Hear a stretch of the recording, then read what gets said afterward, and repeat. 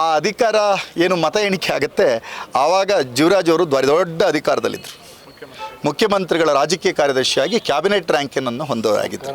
ಸರ್ಕಾರನೂ ಅವ್ರ ಪಕ್ಷದ್ದೇ ಇತ್ತು. ನಾನು ಈಗಲೂ ಹೇಳ್ತೀನಿ ಅವ್ರ ಪಕ್ಷಕ್ಕೆ ನಾನು ಈಗ ಖಂಡಿತ ಆಪಾದನೆ ಮಾಡ್ತಾ ಇಲ್ಲ.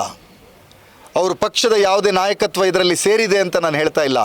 ನಾನು ಆದ್ದರಿಂದ BJP ಪಕ್ಷದವರಲ್ಲೂ ಸಹಿತ ಕೈ ಮುಗಿದು ಕೇಳ್ಕತ್ತೀನಿ, ಇಂಥ ಅಕ್ರಮವನ್ನು ಬೆಂಬಲಿಸಿದರೆ ಇದರಲ್ಲಿ ನೀವು ರಾಜ್ಯದಲ್ಲಿ ಸಹಿತ ಪೆಟ್ಟು ತಿಂತೀರಿ. ಭವಿಷ್ಯದ ದಿನಗಳಲ್ಲಿ ರಾಜಕೀಯವಾಗಿ ನೀವು ಪೆಟ್ಟು ತಿಂತೀರಿ. ಈ ವಿಚಾರದಲ್ಲಿ ಪೆಟ್ಟು ಅಂದರೆ ದೊಣ್ಣೆ ಪೆಟ್ಟಲ್ಲ, ಮತದಾನದ ಪೆಟ್ಟು. ಇಡೀ ದೇಶದಲ್ಲಿ ತೊಂದರೆಯನ್ನು ಅನುಭವಿಸ್ತಾರೆ. ಇಂಥ ಅಕ್ರಮವನ್ನು ಅವರು ಬೆಂಬಲಿಸಬಾರ್ದು ಅಂತ ಕೈ ಮುಗಿದು ನಾನು ಕೇಳ್ಕೊತಿದ್ದೀನಿ. ನಾನು ತುಂಬ ಸ್ಪಷ್ಟವಾಗಿ ಹೇಳ್ತೀನಿ, ಈ ಕೆಲಸವನ್ನು ಮಾಡಿದ್ದು ಯಾವುದೋ ದೊಡ್ಡ ಅಧಿಕಾರವನ್ನು ಬಳಸಿ ಅಲ್ಲ. ಈ ಕೆಲಸವನ್ನು ಮಾಡಿದ್ದು ಮಾನ್ಯ DN ಜೀವರಾಜ್ ಅವರು. ಅವರ ಒಬ್ಬ ಪ್ರಮುಖ ಸಹಚರ ಇದ್ದಾನೆ ಕೊಪ್ಪ. ನಾವು ಇತರರ ಪಟ್ಟಿಯಲ್ಲಿ ಅವನೇ ಇರೋದು.